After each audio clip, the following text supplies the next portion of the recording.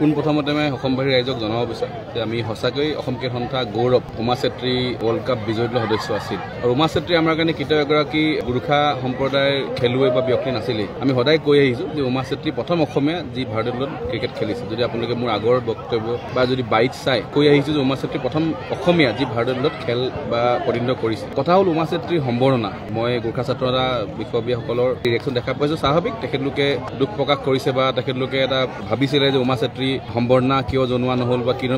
তাৰ এটা পৰিকল্পনা আছে যদি আপোনালোকে চাই এখন আমাৰ অসম ক্ৰিকেট সন্থাৰ পৰা পঠোৱা মেইল ইয়াত লিখা আছে যদি আপোনালোকে ভালকে চাই subject invitation to attend the fledging ceremony of Miss Uma Chettri at SA stadium complex Guwahati on 6 November to president secretary all district association DSA Guwahati university আমাৰ যি ক্ৰীড়া সন্থাৰ আমাৰ অফিচিয়েল বিষয়ববীয়া সকলোলৈ আমি চিঠি পঠাইছোঁ 4 নৱেম্বৰ 2025 তাত যদি আৰু এটা পইণ্ট লিখা আছে The time of our arrival is not yet fixed. Hence, we will inform the same by return email shortly. Uma Chetri ডাঙৰীনী BCCI দলত আছিলে আৰু BCCI নিজৰ কাৰ্যসূচী মতে চলে BCCI আমাক এতিয়ালৈকে জনোৱা নাছিলে উমা চেত্ৰী কেতিয়া পঠিয়াব উমা চেত্ৰী নিজেও গম নাপায় যে তাই কেতিয়া ৰিটাৰ্ণ টিকেট পাব উমা চেত্ৰী আমাক 6 তাৰিখে সন্ধিয়া এৰাউণ্ড 7 বজাত জনালে এতিয়া মই এয়াৰপৰ্ট গৈ আছোঁ মই গুৱাহাটী আহিম তাই গুৱাহাটী পাইছে সন্ধিয়া এৰাউণ্ড 11 আৰু তাই বাহিৰলৈ 11:30 বজাত ওলাই আহিছে এতিয়া ৰাতি 11:30 বজাত আমি যি আমাৰ পৰিকল্পনা আছিলে ACL মাটি সম্বৰ্ধনা জনোৱা 2 ঘণ্টাত আমি গোটেই জিলা মানুহ গোটাব নোৱাৰোঁ ৰাতি 12টা-1টা বজাত গুৱাহাটী ৰেলী কৰিব নোৱাৰি বা ৰাতি 1 বজাততো যদি আমি সম্বৰ্ধনা জনাওঁ মানুহগৰাকী হয় বাৰু মোক ৰাতি 1টাত সম্বৰ্ধনা জনাইছে মানে ভাল পৰিৱেশ নহ'ব যদি আপোনালোকে ভালকে চাই যে মানুহে কয় অসম ক্ৰিকেট সন্থা নাই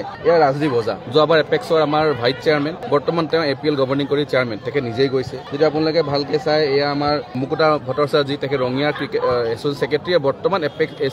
এপেক্স বডি মেম্বাৰ এয়া আমাৰ প্ৰীতম মহন্ত CEO তো আমাৰ বিষয়ববীয়া যিসকল গুৱাহাটীত আছিলে যিহেতু আমি 3 ঘণ্টা সময় পালোঁ তেখেতলোকে প্ৰথম উমা চেত্ৰীক আদৰণি জনাই উমাক আমি ক'লোঁ যেতিয়া আমি গম পালোঁ আপুনি তাই আহি পাইছে আমি তোমাৰ সম্বৰ্ধনা জনাব লাগে উমাই ৰিকুৱেষ্ট কৰিলে ছাৰ মই গোটেই 1-1.5 মাহ বাহিৰত ক্ৰিকেট খেলি আছোঁ মই মোৰ পৰিয়ালক লগ পোৱা নাই আৰু মই পৰিয়ালৰ ওচৰত যাব 2 দিনৰ কাৰণে আহিছোঁ কাৰণ তাই 9 তাৰিখে দিল্লী ঘূৰি যাব 2 দিনৰ কাৰণে যদি ছাৰ যদি মই আজি ৰাতি ৰখি দিওঁ মই আকৌ ঘৰ যাব নোৱাৰিম মোৰ মা দেউতাক লগ কৰিব লাগে তাই ক'লে মই ঘূৰি আহি আপুনি সম্বৰ্ধনা জনাব তেনেকৈ আমি অহা 9 তাৰিখে ৰাতিপুৱা 10টা-10:30 পৰিকল্পনা কৰি ৰাখিছিলোঁ যিহেতু বিতৰ্ক হোৱাৰ কাৰণে আমি আজি মিডিয়াৰ আগত মই স্পষ্ট কৰিলোঁ এজ পাৰ আৱাৰ চিডিউল বা আমি তাইৰ লগত কথা পাতি থকা সময়মতে আমিতো আমাৰ পৰিকল্পনা কৰি ৰাখিছিলোঁ কেনেকৈ উমা চেত্ৰীক আমি সেই সন্মান জনাম আদৰণি জনাম বা তাইক যি সন্মান দিব লাগে আমি সকলোৱে গৌৰৱ কৰোঁ যে উমা চেত্ৰী দলত আছিল আৰু যদি আপোনালোকে ভালকে চাই 2023 চনত উমা চেত্ৰীয়ে প্ৰথমবাৰ ইণ্ডিয়ান টিমত চান্স পাইছিলে এৰাউণ্ড জুলাই মাহত তাই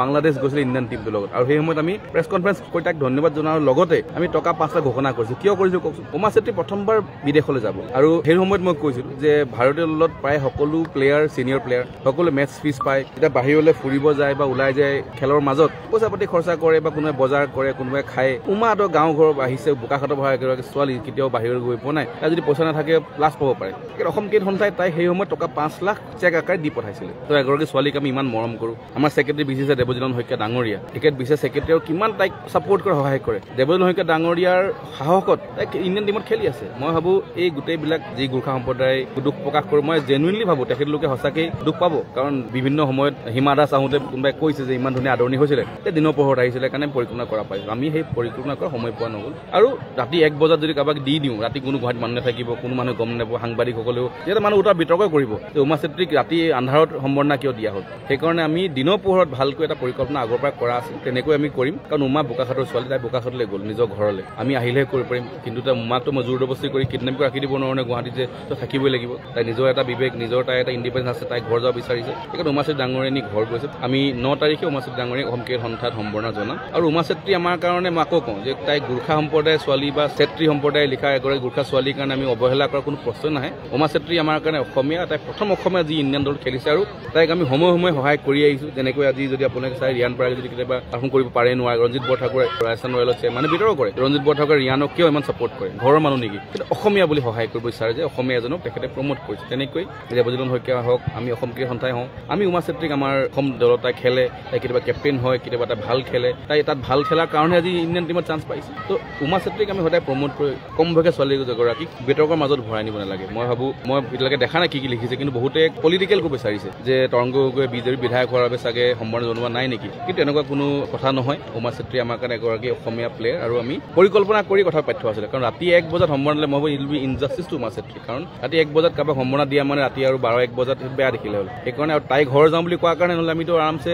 দুদিনৰ পাছত আমি এদিনৰ আগত কৰোঁ আমাৰ কাৰণেতো একেই সম্বৰ্ধনা একেখিনি ব্যক্তি একেই আমি বুকে দিম একেই জাপি পিন্ধাম আমি একেই সম্বৰ্ধনা দিম সেইটো আমাৰ কাৰণে বেলেগ হৈ নাযায় কিন্তু উমা চেত্ৰীয়ে ঘৰ যাওঁ বুলি বুলি কোৱাৰ কাৰণে BCCI তাইৰ দায়িত্ব লৈছিলে ঘৰলৈকে পোৱাই দিয়াটো আমাৰ এচিয়ে গাড়ী বুক কৰি দিয়া নাই ফ্লাইট টিকেট BCCI বুক কৰিছে এয়াৰপৰ্টত বগা যোৱা গাড়ীখন BCCI বুক কৰি দিছে BCCIৰ দায়িত্ব তাইক ঘৰত ভালকৈ থৈ আহাটো তো আমি তাৰ মাজত সোমাব নোৱাৰোঁ প্ৰট'কল কিছুমান থাকে সেইকাৰণে BCCI তাইক ঘৰত থৈ আহিলে অসম চৰকাৰৰ স্পৰ্টছ মিনিষ্টাৰো গৈছে ৰাতি 1 বজাত নন্দিতা গাৰ্লছে তাইক এয়াৰপৰ্ট সম্পূৰ্ণ নলে কেনেকুৱা দেখিলে হ'ল তো তেনেকৈ পৰিকল্পনা কৰি কামবোৰ কৰা হয় সেইকাৰণে মই ভাবোঁ গোৰ্খা ছাত্ৰ সন্থাৰ বন্ধুসকলেও ধুনীয়াকৈ তেখেতক আদৰণি জনাব গৈছে আমি এচিৰ পৰা আদৰণি জনাব গৈছে তেখেতলোকেও হাজাৰ মানুহলৈ যোৱা নাই বিষয়ববীয়াসকল গৈছে তেনেকৈ আমি এচিৰ বিষয়ববীয়া কিছুমান গৈছে যিসকল গুৱাহাটীত আছিলে কাৰণ আমি এইটো বিতৰ্ক কৰিব নালাগে এইটো এটা ক্ৰিকেটৰ